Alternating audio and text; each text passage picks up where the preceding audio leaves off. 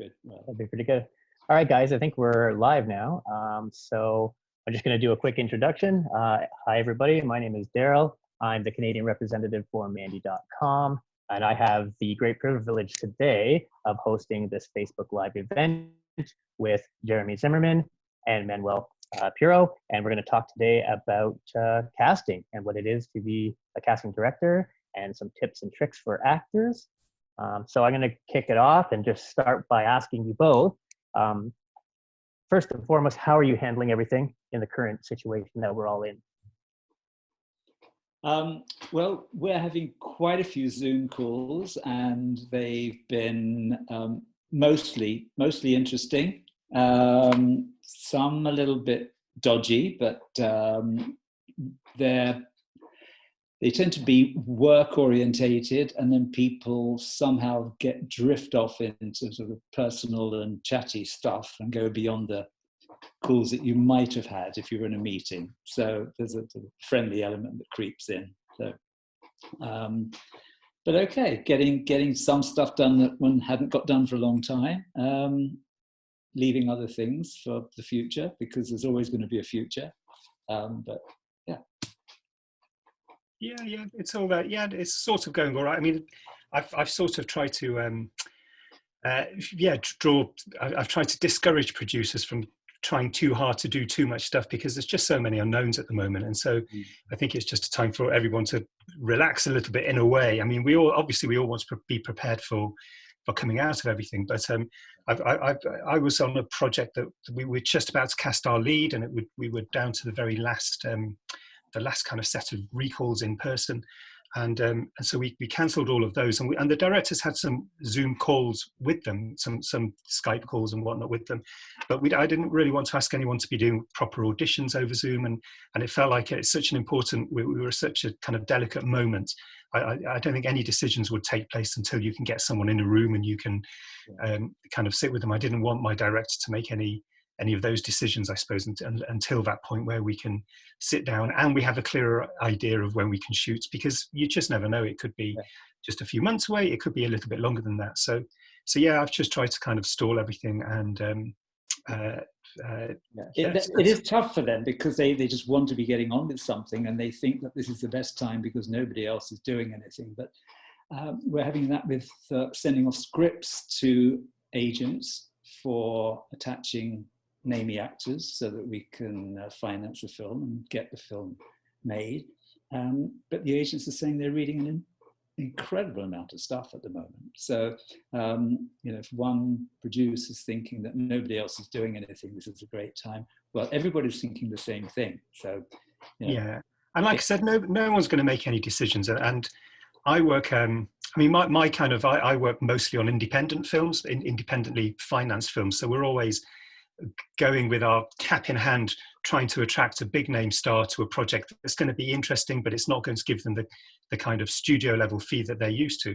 And I'm kind of big enough to know that when things start going again, people are going to probably choose the more lucrative jobs to begin with, because they've not been earning any money for a while. And like anybody, they'll be thinking, I'll do the more lucrative jobs. And so I just think there's going to be a massive feeding frenzy at a certain point. And I just want to step back from that, because I think we're not going to be in the same kind of league as some of those studio projects. And there's all sorts of kind of different, I think when you've got a big studio partner behind you, that there's kind of more assurances in terms of safety, I suppose, and financial security. I can't even think about insurance. How insurance is going to work moving forwards in the future. Who's going to not just health insurance, but just completion guarantees and things like this on a film. Who's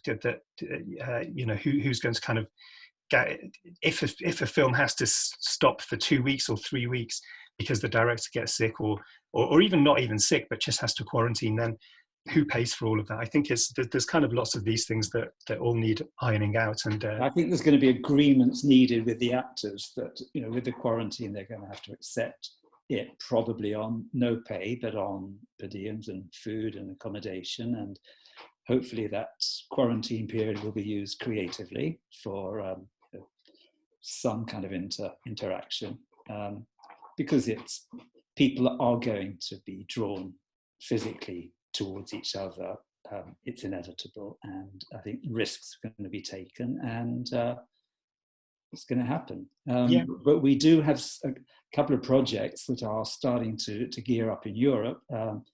One in Switzerland, which was going to go in August, but yesterday, because there's a quarantine from Britain for 2 weeks, they've decided, as they want British actors, it's going to be a problem bringing them back, and so we're going to do that in October.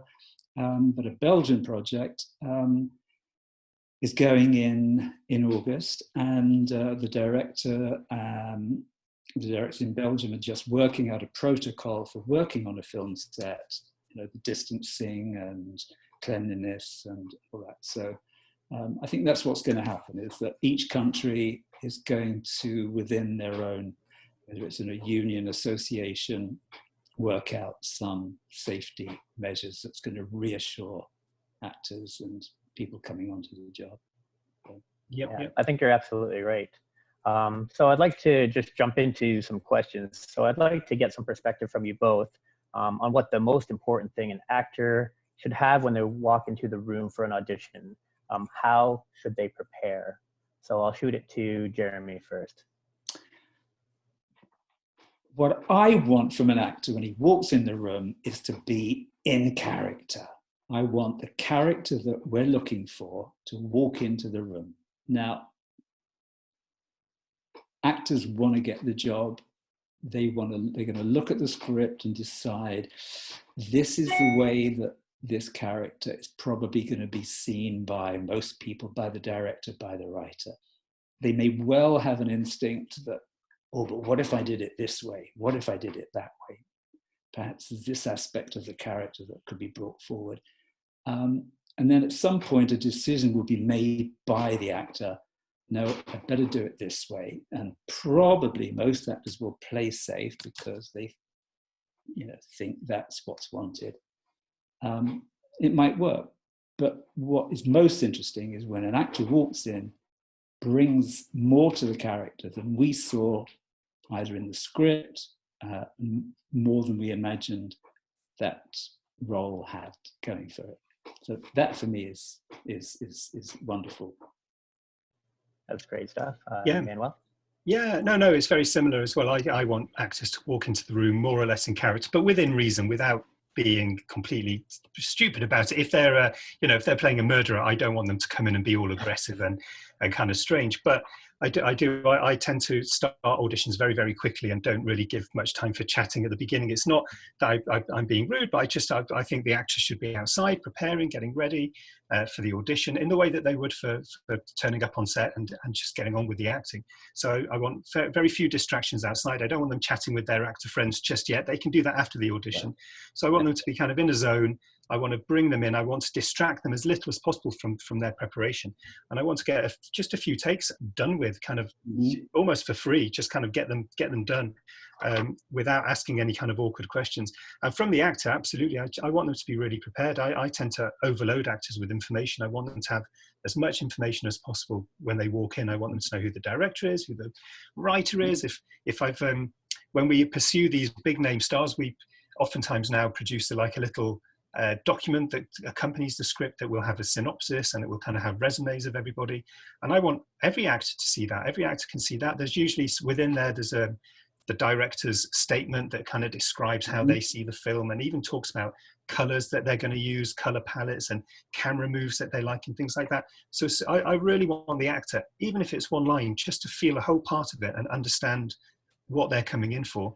And it's exactly as Jeremy says, actually, it's you want someone to own the character. You want them to walk in and kind of show you that, I mean, honestly, we're all really wanting people just to make our jobs really easy. And if an actor walks in full of confidence and goes, I know this character is me, and they just show us that immediately, then the directors, they just relax. They just go, this is great. I am not going to need to direct this actor very much, even though of course they will, they absolutely will. But if you kind of make it out that you're going to be an absolute dream to direct because you're so secure and you know what that character is, then directors love that. And it's so it is, and it's easier said than done, this notion of just owning the character, but you know it when you see it. I mean, we've been in so many auditions and you just know it. It happens so quickly and you just go, yes, that's the one, they're going to get cast. It's and very sadly, an awful lot of auditions, a lot of castings are done physically. People decide what somebody looks like because often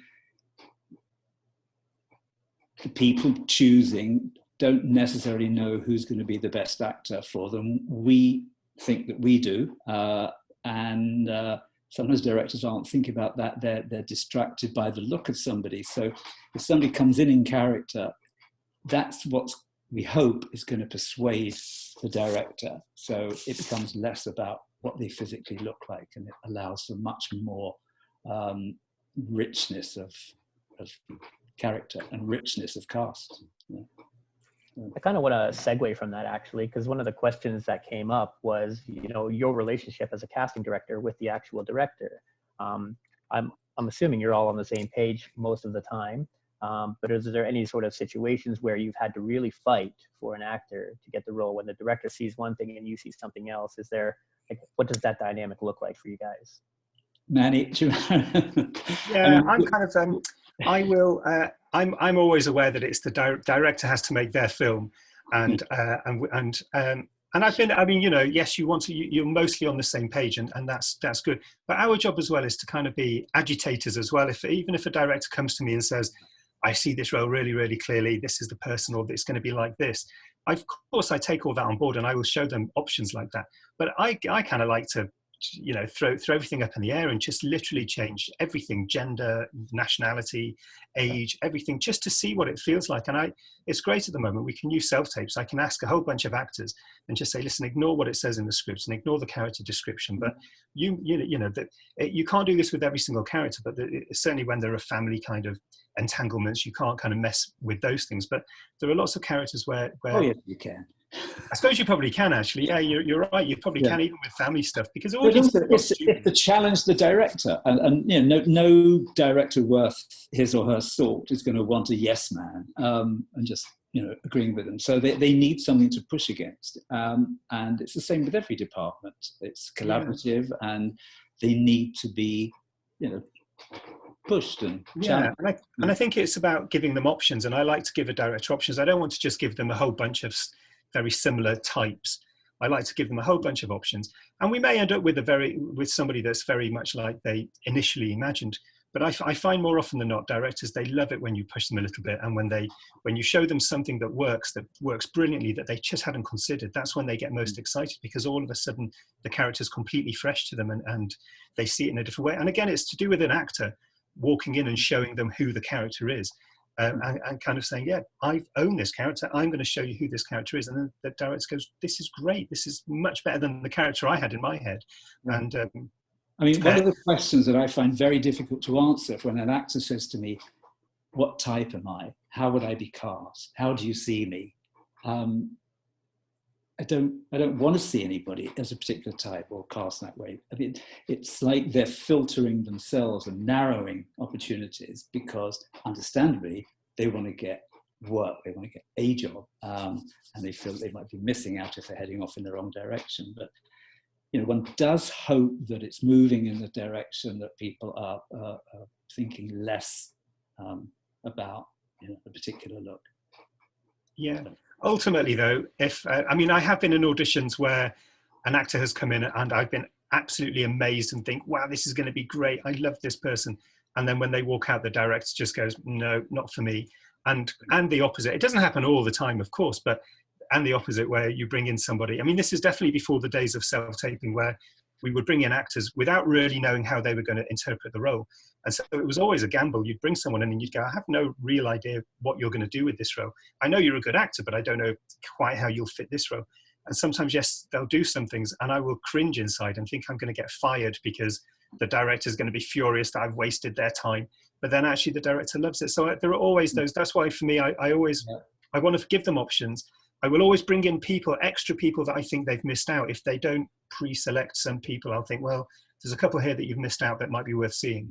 But ultimately, the director does have to kind of make their own film. And in a way, so I don't think I've ever properly stood up against a director and said, no, you can't, I don't want to cast that. I mean, I wouldn't have shown them that person in the first place if I didn't think there was some sort of virtue in them. And so, yeah, and I think it's good for actors to know that we're taking chances, and we also can feel quite nervous about what we're doing in our role, leading up to the day that they're seen, and on the day that they're seen. Particularly if it's a director that we haven't worked with before. So they're not the only ones who are nervous in that room. Yeah. Honestly, that's 100% true. It is. And the directors are, because maybe a director's been working on a film. He's been editing it. He's been in post. He's been on the road. He's been selling it and doing publicity, and then it's a while since he did another film, and he's sort of coming back. He hasn't cast for a bit. They can be, quite uncertain about being in the room too. So. Fair enough. I'd like to kind of talk about self-taping, because it seems to be the new normal. And obviously in the current state, there's going to be a bit of time before we start having in-room auditions again. So one of the questions I think we'd like to know is, for self-taping, what is it that we can do on a self-tape to really wow you? I'm going to start with a negative. What I don't want is the cat walking along the back in the kitchen, and the cornflakes packet falling down, unless that scene is particularly appropriate and that background is absolutely right. People seem to not think about what's behind them. I'm sure everybody's definitely getting better and better at doing self-tapes, but it's absolutely essential that the actor is used to the lighting, used to where the microphone is going to be if they're using a microphone, and they've got a good background, and perhaps even have a wee studio set up in their room that they're confident with and they're safe with, and they know that worked before. So that's an equal part of the preparation for the character. It's becoming technological preparation as well. I can't stand it when people think it's being dramatic by shouting and screaming and covering a lot of corners of the room and being as dramatic as they can. An awful lot is accomplished by a very little. So more can be less. Okay. Definitely less is more, right? Yeah. Yeah. No, it's always to do with the acting. I mean, I absolutely love self-tapes, and I think they've really changed the way I cast and the way I work, and I really embraced them years ago as my kind of go-to tool to begin with. But I'm very clear that it's always its first step. Self-tape is just a first step. I hate casting from a self-tape, and sometimes even when a director says, "Oh, let's cast that person," it's like, no, you've got to see them in the room. Even if it's one line, let's see the person in a room and let's direct them and do all these different things. So I absolutely love self-tapes, but I think for me, we've got to be able to see you and see your face and see your eyes in particular. So you framing wise, you've got to choose all your kind of viewpoints and choose your eye lines so that we can see what's going on in your face. Kind of how we do in a audition. In a real face-to-face audition, we are there with our one rubbishy little video camera with one lens. And we will fake the audition, and we will say, just look over here and then look over here for that person. And when you're looking into the distance, look here. We'll always be kind of asking you to kind of project your performance towards the camera. And so that's kind of what I want for a self-tape. It's really useless on a self-tape if you're doing something over here like this, and then you do this like this, and you turn around and you're seeing, so it's just being aware of where the lens is and kind of aware of where your face is within the frame. And also, if you can get a trusty friend, relative, somebody who can read really well, somebody who can act as brilliantly as possible, because the better the actor you've got reading the opposite role, the better you'll be. And look at that person. Don't look at the camera, look at that person, have them standing next to the camera. Yeah, there's lots of things there are lots of I mean, I've been exploring some. I've always loved computers, and I've always been just enjoyed playing with computers. And I've been trying to show actors how to use. They can use a thing called voiceover. If you can't find a reader, they can leave gaps, and then they can add a voiceover themselves. And it sounds really complicated, but most actors pick it up quite quickly, and it really empowers them. They kind of go, "Oh, actually, I didn't know I could do this," and they panic less now. Definitely having a real life human being to read opposite is fantastic. That's what you want. You want some kind of chemistry there, and you want all the timings are right. But I've now seen some incredible self tapes from actors that I know they've done the whole thing entirely on their own, and you would never in a million years know that they didn't have a brilliant actor opposite them. But it's that they are providing their own voice, and they're doing it in such a way that it's just indistinguishable from having a real life human being there. So there are things you can do and things you can kind of learn. It's not for everybody, of course. Some people are absolute technophobes, but I think little by little that people are these things are becoming simpler, and yeah, just there's all sorts of different and also, if you haven't got anybody and you haven't got this technology for the other person reading, don't just read your own lines with gaps in between. That's doesn't work. We'd rather have silence. We really need to hear the other, the response to a question or the retort. Got it. I'd like to ask, how do you get the best performance out of an actor when they're in the room with you? What was that, Daryl? How do we get the best performance out of an actor when they're in the room? So, there's a lot of, most actors have nerves. We all suffer from nerves. And sometimes, maybe you've seen somebody do something before and you know that they're brilliant. You bring them into the room and they're not quite where they normally are. So what kind of things do you guys do as casting directors? Hopefully there's either, it can be a word, it can be a sentence, it can be just touching them, just reassuring them of something, or giving them perhaps even another idea. Or they may have come in and gone the route that we didn't want them to go. We may not have known that at the beginning in the morning, but because some other actors have come in and done that role, they've come in and it's not what is wanted. We'll help them. What we've learned from the previous castings for that character, we will try to pass on to the actor coming in to the room. But I think you get a feel of what works, and you have to hope it works for the actor that's in front of you. Sometimes it's just a word. Sometimes it's an image that helps. Well, I found that for me now, face-to-face auditions are kind of almost they're a completely different thing now. Face-to-face auditions, because for the most part, we have seen what somebody has done on a self-tape, and the director has seen it, and the director has selected the actor to meet in person. And so now, in face-to-face auditions, they're these kind of almost joyous occasions. I mean, directors leap up out of their seats and they run to the door and say, "Oh my God, I'm so pleased you're here. I loved what you did on the self-tape." It's an entirely different kind of environment. And it's just so much more playful. And actually, I'm relaxed. Like Jeremy said, in the olden days, before self-tapes, we were always nervous. What's the actor going to do? Even, they're a great actor, but what are they going to do with this role? But now we kind of know, we know they've made certain choices and we really, really like them. And so now face-to-face auditions are absolutely the most fun. And I think the actors feel it too. They walk in and it's an entirely different atmosphere if they've gone through a self-tape and been chosen from a self-tape by a director, because it's like I said, the director, we know what you're going to do. We love what you do. So that's why we've asked you to come in. All we want to do is just sort of play now and just sort of, mess around with you. And I find face-to-face auditions now are just a lovely experience, far different from the kind of the old way of doing things.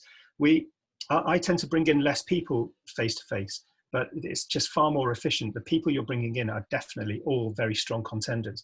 And yeah, like I said, I don't think the actors feel so nervous in those kind of circumstances, because the moment they walk into the room, there's just a different atmosphere. I mean, before then, if for whatever reason we haven't done self-tapes and the director's never seen them before, to be honest, I try and keep the same kind of atmosphere. I do think it's always thought this is such a great job and it's just fun, and we're just all here to not to play and be silly, but it's to play act, and I've also without being arrogant.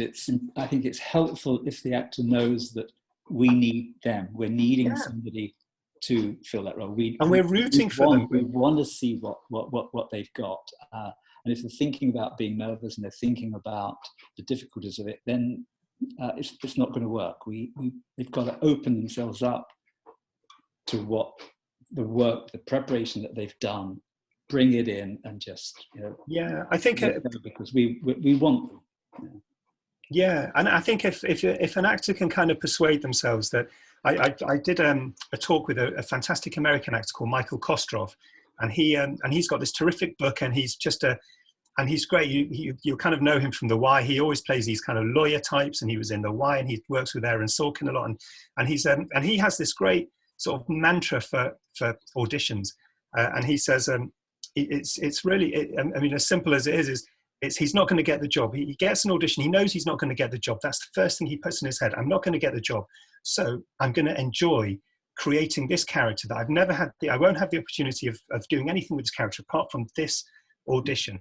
And he convinces himself that when he walks into that room to meet the director producer, this is it. This is his great shot. He's going to show his character, and he's pleased with that. That's the end game for him, is having one great performance in a 15 or 20-minute audition of showing him and his version of this character. It's a one-off, and that's it. And as soon as he walks out of the door, he says, "That's it. I've done my bit." And he knows he's done his. That's the whole. He convinces himself that is the entirety of the work that I am doing, is just the audition and the pleasure of being able to perform, even in front of one person, but usually there's a few of us, and perform it. That's enough for him. And then, of course, if he gets the job, that's great. And if he doesn't get the job, it doesn't matter. So I think any actor, any prospective actor, of course, you should be nervous. And I love being nervous. It shows that you're alive, but you've got to use that in that kind of creative way, and just enjoy the fact that you're nervous, and go in and just use all that energy and just show us your best shot at it. And leading on from that, when you've done it, you walk out of the room and think, I did it. And don't go. Don't look back and don't think about it. Start dissecting it and just leave yourself alone, because that way lies misery. So, the 1,000 no's kind of thing, right? You're going to get a lot of what you feel is rejection as an actor, but it's not actually rejection. The fact of the matter is you got into the room to audition, so you were definitely wanted. So getting into that room is a really successful thing for an actor. I think you're spot on there. So I want to say we had some great questions coming in from our Facebook Live group. So thank you to everyone for asking some questions on Facebook. I'm going to ask some right now to you guys. When you're casting and you have filtered candidates out, what percentage of the audition itself is valued versus education and training? Repeat the question. So an actor comes in and they do a great audition, but maybe they have limited training or limited experience. How much value is put on? That doesn't make any difference whatsoever. I have no interest in people's experience and where they studied and what they did. I'm interested in what they showed us then. Yeah, I have to agree. I think it's, I'm kind of quite selfish when it comes to casting, in terms of, I work very much, I start with the role and then I'm looking for the actor. So I don't start with a whole bunch of actors and try and find roles to fit them. I start with a role. And I don't care if you're an actor that could do no other role apart from this one particular role that I'm looking for. If that is the only role in your whole career that you're ever going to play, as long as you play it brilliantly, I don't care that you don't have any other range or you're not able to do anything else. If you could do this role and you can demonstrate that you can do it, then that's great. And you can have the job. And yes, it sort of doesn't matter what you've done before. I'm really aware of everyone needs a first kind of break. Everyone, and experience doesn't always count. There are odd times, I haven't had to do it for a long time, but I know years and years ago, sometimes if I knew that somebody was going to be shooting a scene with a certain kind of actor and that actor had a certain reputation and you just thought, well, they're not a generous actor, or they might just be doing it for the money, like a star that was just doing the job for the money. And they might be less sort of, I suppose, graceful or giving on set. And so then maybe then you'd think, well, I want an actor that kind of isn't going to be fazed by that knows what they're doing, that'll just get on with it and won't won't be kind of put off by that. But to be honest, that's I haven't come across that for a long time in terms of that kind of actor. I think back in the day well, actually, I shouldn't say back in the day, but it seems that doesn't seem to happen as often now. And I think people are kind of a little bit more, maybe a bit more nurturing and a bit more kind of giving, and that everyone understands, that people don't, they don't come out as these fully fledged stars. Everything's a learning experience, and no matter what stage you're at, you're always still going to be learning, and there'll be new things that you'll learn, and you can learn from other people. And then the other thing I always think of is, over our times together, Jeremy and I, obviously we have auditioned so many actors, and we've auditioned so many actors that have gone on to become pretty big movie stars now. But we've auditioned them where they then didn't get the job, and then they would come back a few weeks later for a different role, and they still wouldn't get the job. And then they would come back again, and you kind of go, no, they still don't get the job. And then somehow they get a job on something else. It becomes hugely popular. That person shoots up, and all of a sudden they are a movie star, kind of overnight, even though they've been trying for years and years. And it's not that they became better actors. It's not that something happened that made them all of a sudden super employable. It's just life and coincidence and good fortune and being in the right place at the right time has suddenly propelled one actor that we had seen not get the job many times into getting a job, and then even exceeding that, getting straight offers and making lots of money and becoming a star. And so you realize you've just got to, it doesn't matter what your experience is. If you can do it, then, and you can show us you can do it with a self-tape, and then you come into an audition room and you can show us, that's kind of, that's good enough. And I like that. I like it being a meritocracy. I want it to be like that. Give the actor, give the best actor for that particular role the job, based literally on how good can they do that one role, and then start again next time. For the next thing, start again. Right, I've got a role. Who's going to own and I'm this? sure they, like many people who are out there who are watching this, are feeling frustrated that they're not getting a break. They're frustrated they're not getting seen. If you want to stay in this, you just keep trying. You just keep on trying. And just know that it might happen overnight, it might happen over 10 nights, it might happen over 10 years, but be prepared for that, and be happy with that fact. That's some great advice, guys. Thank you so much for that. I want to move a little bit more towards social media now. So social media has become a pretty big deal these days. How much of an impact does an individual's social media presence have on casting? I've done one film where it mattered enormously to the producer what people's following was.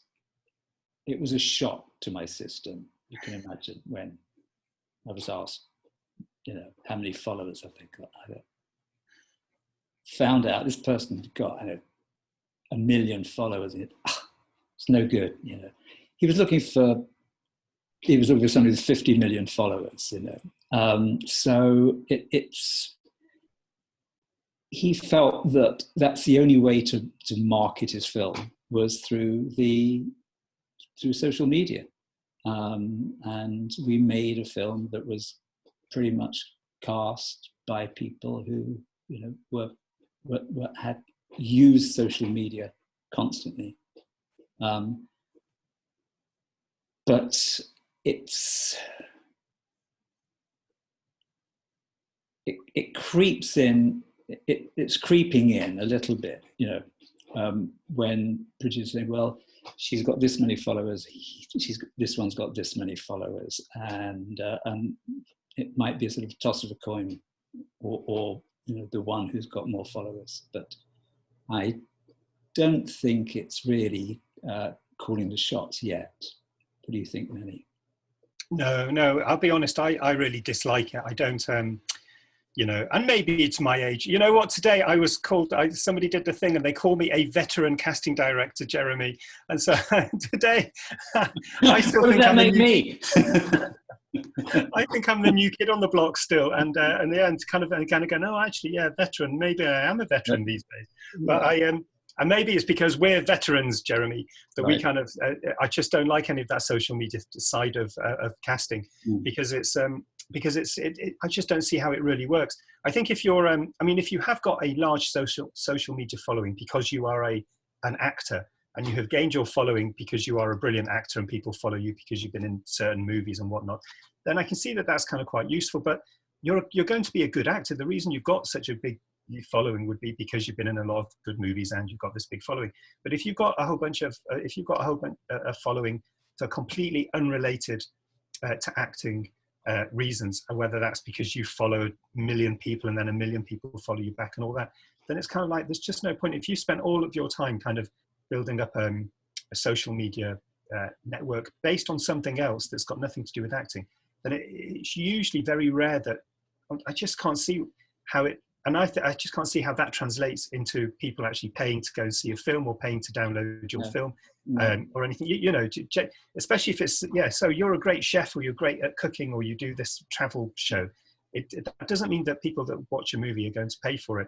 And especially if you sort of destroy the reality of the film because you're not very good as an actor, and you just, if it just, as you're watching your scenes, you're just taken right out of the experience, then it's just doing more harm than good. So I try and avoid that whole, I really try hard to avoid that and persuade people that that's not how they should be casting.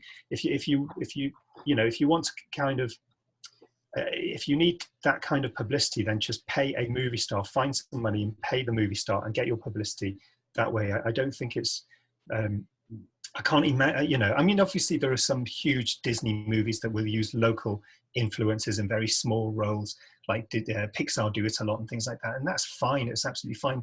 No one's going to go and see a movie because Dan TDM, who's, a fantastic YouTuber, it provides a tiny voice in the middle of one of these films.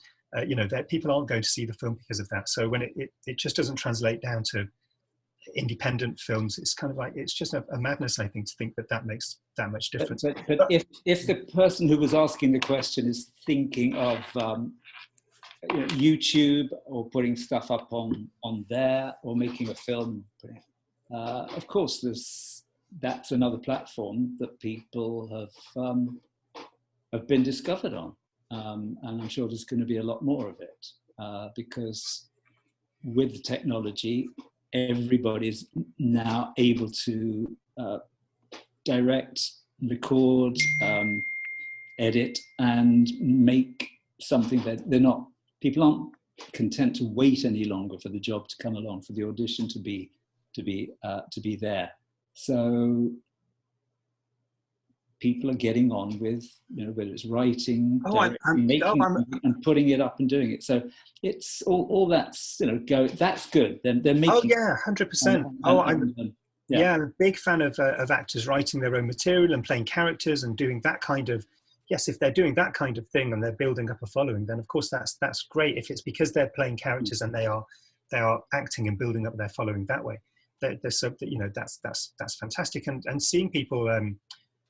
People that literally start at home just doing some silly voices with their friends and parlaying that into Netflix series and huge contracts with people. You see that happen, and I'm a big fan of that. But it's it's just if someone's not a good, because they're going to be good, they're good at what they do, and that's why they're building up this following. But I think it's when if they're building up followings for entirely kind of different reasons, and then when you try and get them to act. When it doesn't work. I'm sure over the years we've auditioned lots of musicians and pop stars and people like that. And again, sometimes they're absolutely brilliant and they can be fantastic actors. But sometimes they don't. And you just think, oh God, I can see from a publicity point of view, it would be wonderful to cast this actor, but not actor, this musician. But they're just going to be bad and they're just going to attract attention for all the wrong reasons. So it's, the social media thing is it's a little bit like that. I think if people can act, then that's great. And like I said, it doesn't have to be that they're the best actor in the world for every single role that comes along. They can do the one little bit that you need. Then yeah, sure, there's no problem there. But it's when they can't even do that, I suppose, and it just sticks out like a sore thumb. It's just doing a disservice, I think, to the entire film. Yeah. All right, great. I'm going to go back to self-tapes now and some things that came up around self-tapes. So question, should actors dress for the role and the use of props in a self-tape? Thoughts? Okay. Again, getting into character. We all know what it feels like. You're whether you're acting, whether you're walking down the street, whether you're going to the park, clothes affect you. And you pick the clothes that help you into the character. What is more important than actually dressing as Louis XIV, for instance? I mean, that can be helpful if it helps you with your character, dress that way. If wearing a blousy shirt and nothing else gives you more freedom and power as you know, the King of France, then wear that. It's really what helps your character. I'm actually disappointed Jeremy's not wearing his blouse shirt tonight. Yeah, that's because that's normally, you know, one of your. Yeah. We should be. I know we're both quite dull tonight. No, I 100% agree. Yeah, no, absolutely. You want to kind of hint to what kind of going full on costume can feel a little bit desperate, which is so I'd probably avoid out and out costume, but definitely. Yes, where kind of hint towards what the character would wear, and especially if it's I mean, when I was doing casting for a big series in America, and namey actresses were being auditioned for it, and there was a whole question of what hair they were going to have done, what makeup they wanted. Their makeup artist, they wanted hair done, and they wanted costumes. So there were 3 grand ladies, and each one of them spent, and we paid for it, the full works, as if they were on set and they were coming on, you know, they got the job already, and they got the full work. So yeah, it's done, and if it helps and it looks right, but it makes you, you know, you feel you can do it, that way. But don't rely on it, and don't make it like it's all that we notice and we don't notice anything else. Yeah, and the same with props. Usually if it's something you've kind of got lying around, or just something you know, just something kind of natural, then and it's incorporated into the scene in a sensible way, and it doesn't suddenly detract from the entire scene, then I think that's fine. Sometimes you just see props mishandled or misused or held in an awkward manner to show that you've got a prop in your hand, or that you've got this special knife or something. So most of the time we just want to see your face. It kind of doesn't matter what's happening out of the screen. You may have the knife in your hand or a gun in your hand, but you don't have to be kind of showing us and holding in a peculiar way. And you also, I think that gun you just showed us was really effective. Seriously, I mean, that's all it needs. Yeah, those kind of things. You don't need to sort of, which gun shall I use? You know, oh, let's go to my drawer. Which gun for this scene? No, and again, do you use a phone? You know, if you're on the phone and things, you know, you don't need to. I mean, we know, you know. Yeah, and I think, and one kind of technical tip is that if you're shooting a self-tape on your phone or a webcam, because it's a fixed lens, and it will have a certain, I think it's called the focal distance. It will have a certain focal distance, and it means that anything. So here's my face, and it's a certain distance away from my lens. But these kind of lenses on phones and you know, they're not real lenses that like a proper camera, but they're lenses that don't move. They're just fixed lenses. Anything that appears in front of them, it can appear huge. So here's my glass. My glasses are not. It's only a little bit ahead. It's only a little bit closer to the lens than my face. But even my hands. Look how big my hands are. I've got huge hands. But that's only because they're a little bit closer to the lens than my face. So there is a tip that some actors showed me where if you use your elbows and you took your elbows into the side of your body, just for doing the self-tape, this doesn't work in the room because you look so weird and it looks really unnatural. If you took your elbows into the side of your body, it just restricts how far your hands can move. And so if you do have a prop in your hands or a glass, going to drink it, I'm trying to drink it, I can't, it's like being a Tyrannosaurus Rex. My arms do not extend that far from my body when they're tucked in it with my elbows. So it's quite a good tip. I've seen actors, again, that just, they'll take a drink, or they'll turn a bit sideways to take their drink, just so that the glass doesn't appear too close to the lens and appear as this kind of completely outsized bottle or glass. It's not, you know, it makes people look like miniature people sometimes.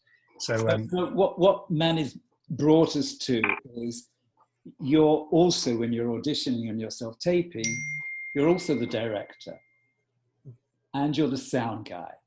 and you're the makeup person and the hairdresser. So think all these things through. Do a self-tape. Have a look at it, explore it. If something looks unnatural, if something doesn't feel right, then it's wrong. So it's got to look as natural as possible. So I think actors are pretty good judge of their own characters when they're doing these types of things. So I think if you see something that you've done and you don't like it, maybe do it again, right? No, they're too much perfectionist actors. I find that actors drive themselves mad with self-tapes. I think people should be working for a 3 takes and you're out kind of system. And it may not happen immediately, but I think you do 3 takes from start to finish, where if you mess up the words, that doesn't count. That's fine. You can, I mean, don't even look at that one. If you mess up the words, delete it immediately and then delete it again. You never look at the one that if you mess up the words and you don't finish taping, just don't look at it. You're wasting your life.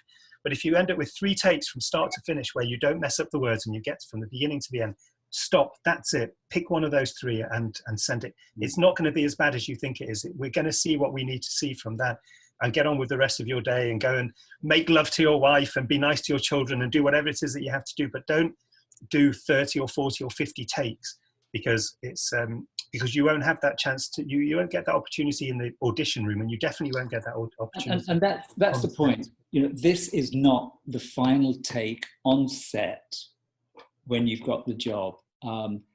Manny's job, my job, is to look at the potential and look what you are capable of and how you might work. And you might get the job as soon as you've got the script changes. There's rewrites. The characters, like something else has happened. You may have to do a completely different version of what you did there in the room. So we're looking for what you're capable of, and it may not be. So I want to ask a question as a kind of follow up to that. So a lot of times you'll get a character role and you'll have a self-tape audition, and you feel like, I can do this 2 different ways. I feel like I could do it this way, and I feel I could do it this way. Should actors provide both or just one for you? For me, I would say if you feel strongly about it, do the 2. Yeah, I would say follow instructions, because ideally the casting director, will give you instructions. And if that's just send one, then just send one. And if it's send several, then send several. Sometimes I will ask for 2, and I might give a bit of different direction between them both. The director might say, let's get him to do it 2 ways, and we'll help you. I'll give you a couple of ways of, or at least suggestions for doing it, so that that comes from a director. But I totally get that. But I think that then if you do 2, if you're asked for 1, you can still do 2 or 3, and then you can either ask your agent. You can send all 3 to your agent and ask your agent which one to send, and then your agent can say to us, by the way, I've got another one, or I've got a completely different way. It's right here. You can have it within moments, if that's not the right thing. But or talk to friends. Have a trusted group of 2 or 3 friends that you would always show your self tapes to before submitting them, and kind of say, listen, here I've got these 2 or 3. They definitely only want 1. Which one should I choose? But I do. Again, we're not monsters. If you send me 2, but I only want to see 1, I probably will watch a little bit of the second one anyway, just to because it'll be kind of there, and then I might decide which one if the director only wants to see 1. But I still always go back, do try and follow rules, because if we have to get better. I've always said to casting directors, we have to get better at sending self-tapes that are appropriate and being fit them in terms of how much time to give you the amount of information that you really need. Not just dumping all your sides, all the character sides, so that you end up having to do 20 scenes for one self-tape. It's like, we should be a bit more selective, and we need to give really clear instructions. But then I do think actors should try and follow them, because quite often, even now, they're still not really following them. And sometimes we're giving actors really strong tips or strong as to how we want something delivered, and you just think, well, they're just ignoring that.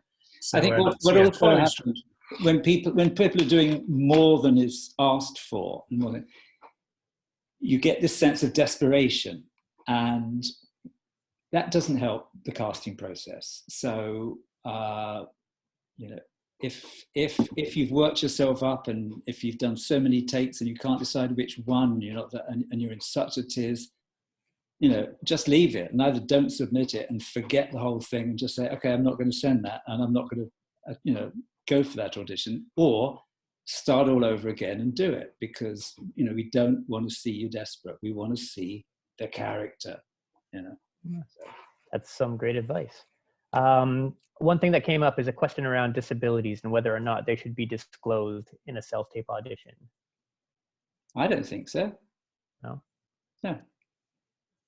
Okay. No, I guess not. No, not really. It's no. I mean, if there's something, I suppose, if there's something that's well, I don't know. No, I guess not.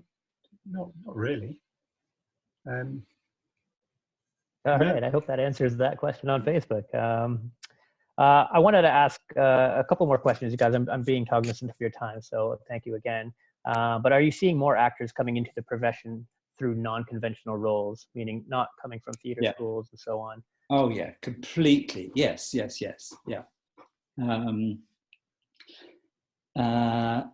Yeah. First of all, people didn't used to go to university to come out as an actor, and now all universities, certainly in England, seem to be doing acting courses, and other education establishments are. I'm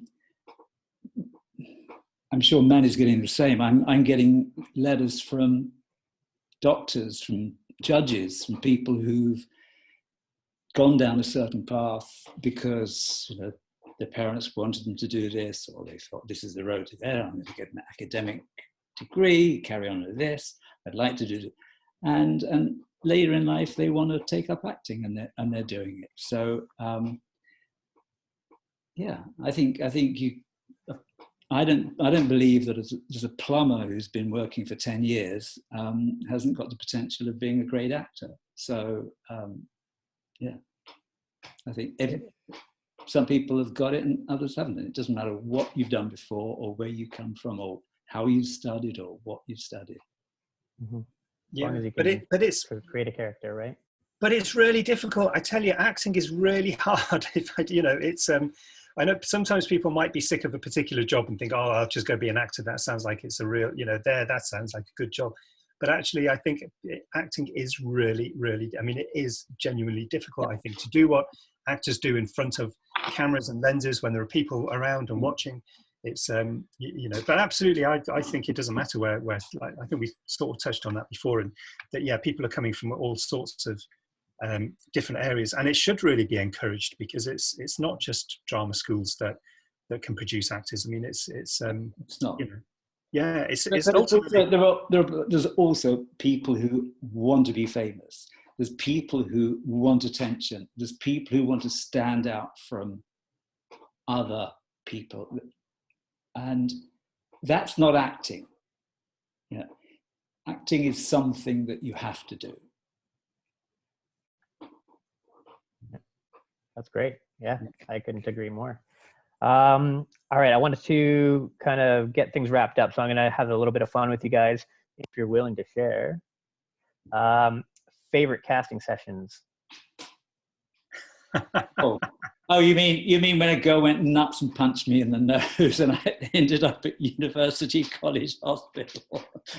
No, that's a fun story. The director ran out of. This is a horror movie. And he'd given the actress some instructions, and we all know the first rule is, you don't make contact, or if you are going to make contact, you warn the other actor that I'm going to do this, let's try it, and if that works, that's fine, but you don't do that. She whacked me in the nose. I was at Spotlight, which is a casting venue in central London, and we thought my nose was broken. But what was so funny was it was a bloody script, and it was filled with gore. But as soon as the director saw blood, he panicked and he rushed out of the room. He was scared. That was amazing. Yeah. I was there at that time. I can absolutely confirm that this exactly happened. But it's even better than this, because that day, I promise you, this is honestly true. That day was the day, Jeremy, you may not remember, Jeremy, that night you were flying to LA because it was the Hellboy 2 premiere. And so you were doing the morning session with the director, and then I was taking over for the afternoon session because you were going to go to Heathrow and get the plane, and you had your whole LA trip sorted. It was a premiere for Hellboy 2. And so I went just before lunchtime, and I was there just to watch the one because it was a semi-improvised audition where she came out of some little hut and she was supposed to kind of fight her way past a man played by Jeremy. And so I got there just before lunch when you were then going to break and go off to the airport. And I was just watching how the mechanics of the audition works. And then I was going to do just a few in the afternoon. And so I was just there thinking, oh yeah, this is going to be great. And Jeremy's there doing, going, yeah, this is how we set it up, and let's get the next person in. And she came in, and yeah, she absolutely whacked Jeremy's nose. And I've never seen anything like it. The way the blood was dripping left a trail in Spotlight. Spotlight was really, really busy in London. All the actors in the waiting room, there must have been 40 actors in the waiting room, all went, oh, what happened? They saw Jeremy coming out with blood. It was just you had to end up going to hospital, but you still caught that flight. I do remember you still caught the flight. And I think all the photos of you at the premiere, you had a big bandage on your nose. You were like Jack Nicholson in Chinatown. It was, I think Jeremy must have had stuff shoved up his nose, cotton wool stuffed up here, and just this massive bandage. Yeah, but yeah, so that was the day as well. It could have been any other day, but it was the day that you had to fly to LA. And, so should I surmise that she did not get the role? No, no, she didn't, did she? Yeah, no, it was quite, it was quite shocking. And they had to change all the carpet in Spotlight. They had to change the entire. I mean, there literally was a river of blood, and that you could follow the trail. And all those, I think maybe 40 or 50 of those actors in the waiting room probably have never acted again. They thought, no, this isn't the job for us. What went on in that audition room? They didn't know. So. Yeah. I'll take up floristry instead. Much safer. Manuel, what about you? Any crazy stories? Oh yeah, no, I can't top that one. That one's so good. No, I have had. I mean, I've got to be very careful because I've auditioned some really, just some really crazy parts that you just think where you're pitching yourself, going, "Am I really standing in a room with a whole bunch of people doing this particular thing?" Certainly for commercials and things like that, where people do tend to do very unusual things or have to wear unusual clothes or something. So there's those sort of things. But no, that's probably Jeremy's story is probably the. I don't know. I don't think I've got a better one than that. So everybody should know the next time they audition for you to punch you in the nose so that you have something similar. No, we don't want that. It was unbelievable. It really was. It was just like, I just couldn't believe it. And yes, that director who had written this script that was full of gore, we had to change rooms. He couldn't work. It took him hours to kind of settle back down and kind of focus again. And we had to completely change rooms so that there was no, that there was just no sign of any of it. It was just, it was horrendous. But that's very interesting. I wonder how he was on set. Yeah. Right. Very curious. Well, guys, thank you so much. I think we're going to wrap it up. I appreciate you guys so much taking the time to talk with us today. I think it was really insightful. I think everyone's going to learn a lot from this. So I'm going to say that's a wrap on our Facebook Live session with Mandy.com. So thanks once again, and we'll be in touch. Good. Thank you very much.